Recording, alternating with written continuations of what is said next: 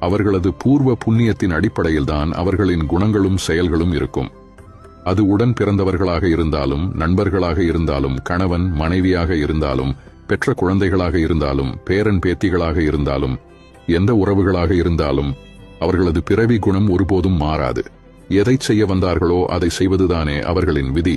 இதை நீ மாற்றி அமைக்க முடியுமா? ஒதுங்கி நின்று வேடிக்கை பார். பந்த பாசத்தில் உள்ளே விழுந்து அறிவுரை சொல்லுகிறேன் என்று கெட்ட பெயரை சம்பாதித்துக் கொண்டிருக்காதே. அவர்களுக்கு அனுபவம்தான் குரு.